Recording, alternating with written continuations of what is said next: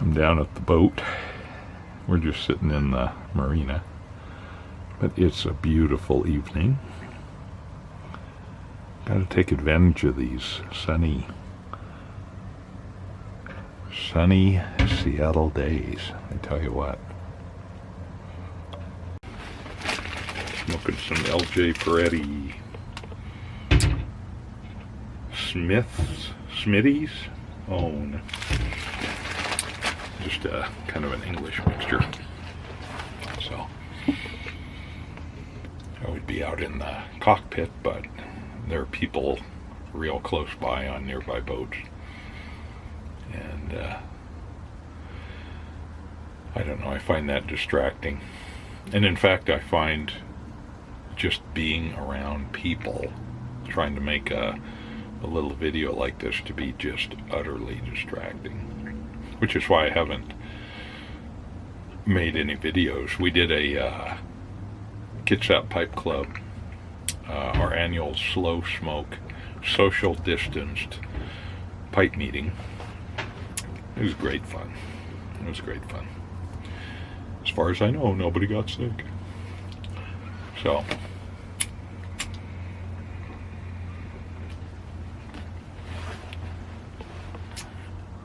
yeah. And I was going to capture a little video there, and I don't know, I just didn't do it. But I've just had my private space kind of invaded regularly, and like the boat's kind of a private space here, and it's being invaded. So that keeps me from making a video.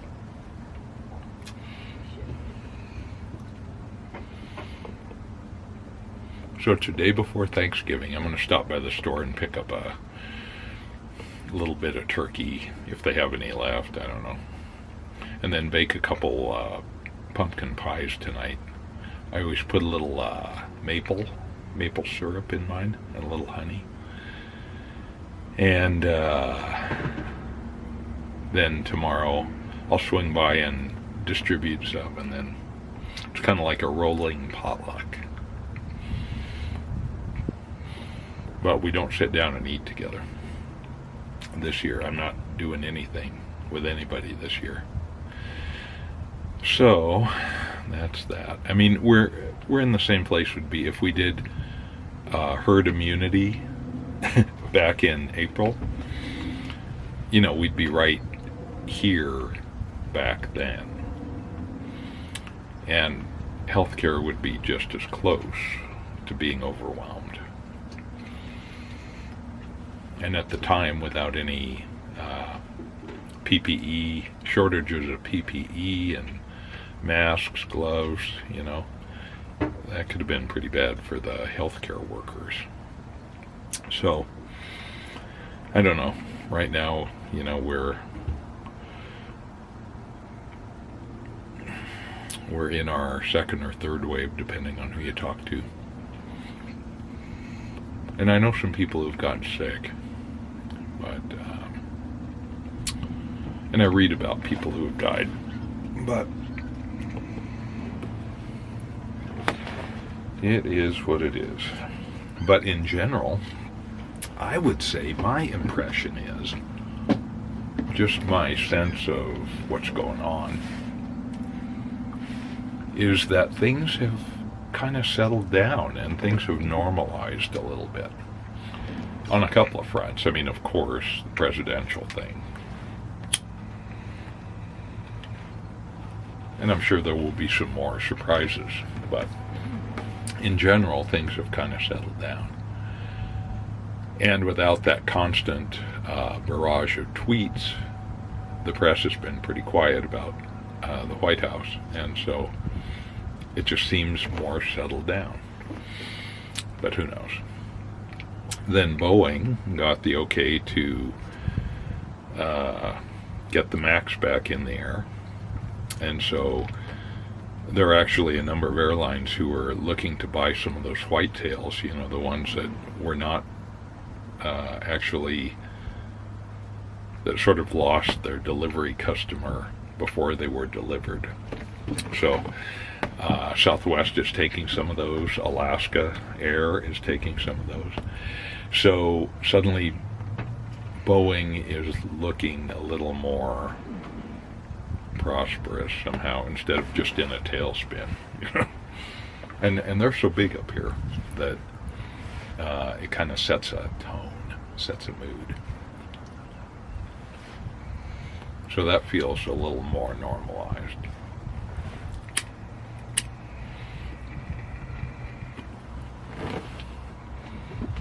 Lots of good news about vaccines, though they won't be, administered for a while. But generally, it's all been good news. So I don't know. I'm feeling thankful. I won't be able to hang out with friends, but yeah, things are good. Things are good. I've been working hard at the office every day, full time plus. And it's interesting, I'm now with the development group where I work rather than the conservation group. So that's like a whole different perspective on things. So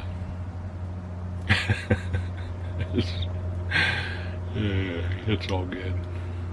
And then one of my coworkers actually is going to be called back, so that's a good thing. It's like there's a little bit of kind of what feels like normalization. So we like that.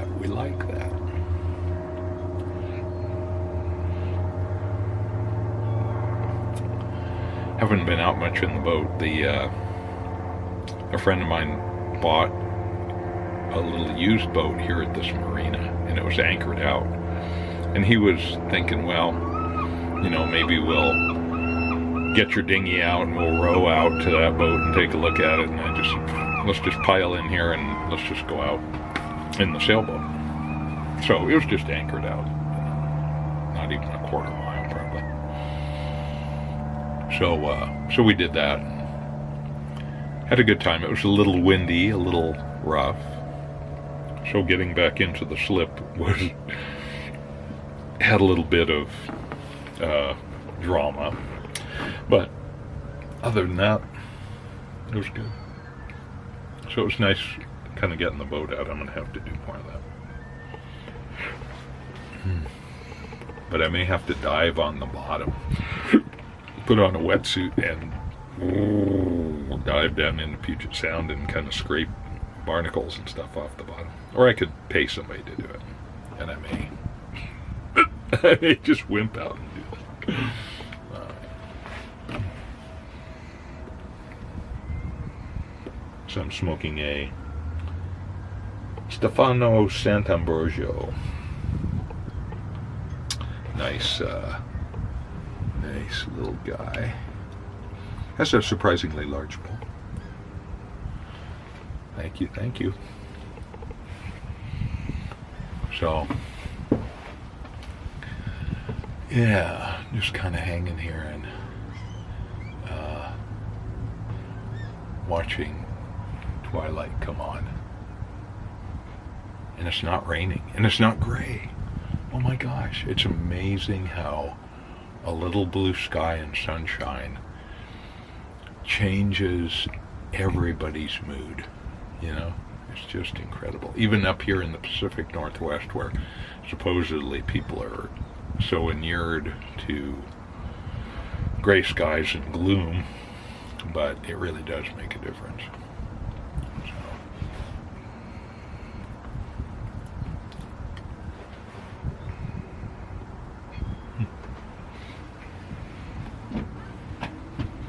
So things are good. If anything, I have too much social activity in my life, too many people in my life. I want my personal space back. But that may not happen for a little while. So we'll see how that goes.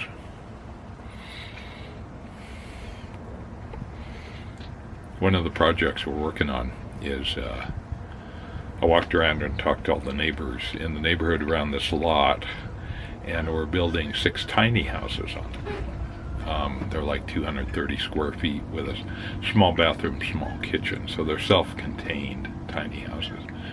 We call it Tiny Town 2. Tiny Town 1 was little 120 square foot kind of tough sheds with in a park area that had a bathroom and a shower, and then a cooking area was added, and that's been in place for about 3 years now, I think.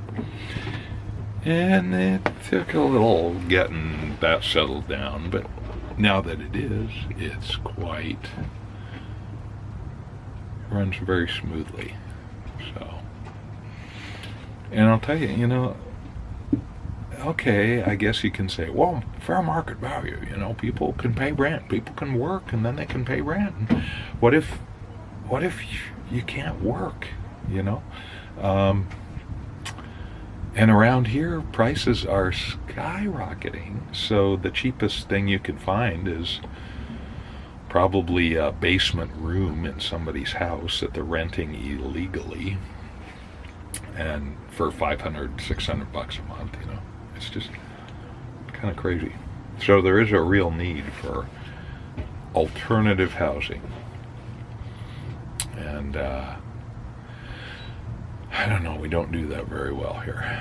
So, it's kind of one vision of what housing is. It's an apartment or it's a house you own. And you have to be working, you have to be, and in this environment, make a certain amount of money. And there just aren't apartments. Airbnbs are consuming a lot of the housing market and feeding this frenzy because people are buying them to be simply Airbnbs and rentals, and not their own home. And wow, regulating that gets to be a little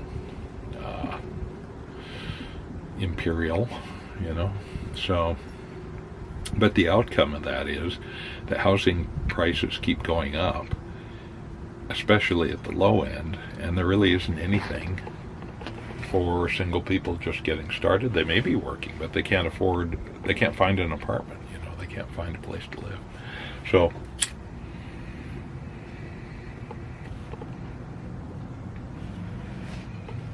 I remember in the bike club, I had some awesome conversations at like 3 a.m. around the campfire, the dying campfire, on a motorcycle run on a Saturday night, in some scenic location.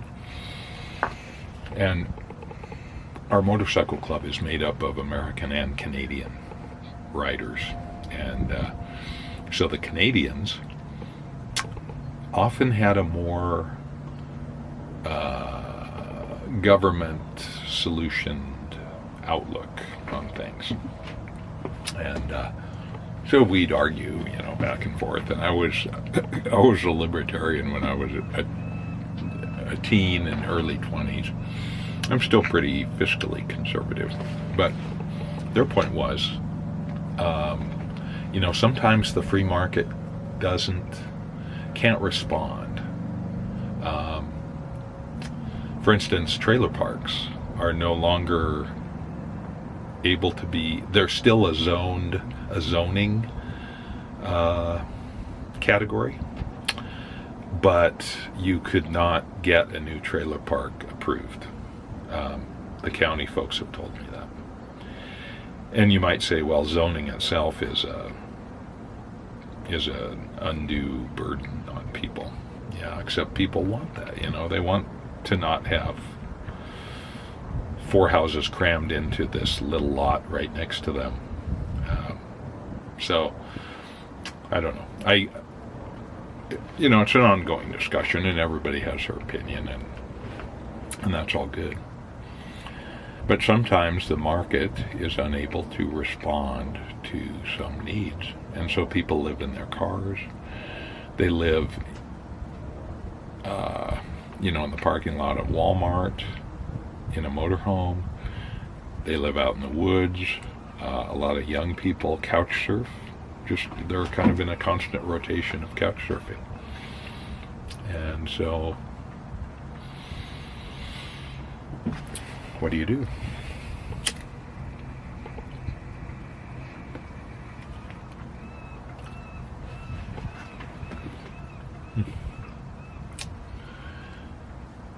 And like Nigel Good one time on one of those camping runs said to me, he said,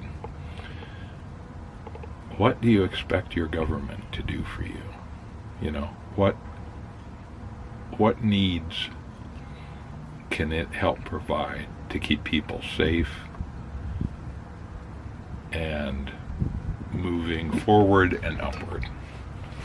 And it's an investment in people, he said, rather than just forcing them to live in the woods where they can never get a job because they can never bathe, they can never do laundry, they can never do any of that. I don't know. Anyway. It's a different perspective, though, where I'm working now. And it's interesting.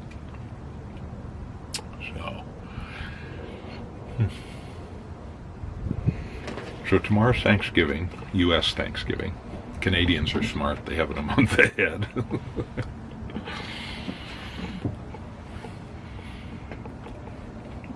So we'll see how that all is. But I'm looking forward to doing a little baking tonight. That'll be fun. So a happy holiday to everybody. I hope everybody else is feeling that same sense of kind of returning to normal a little bit.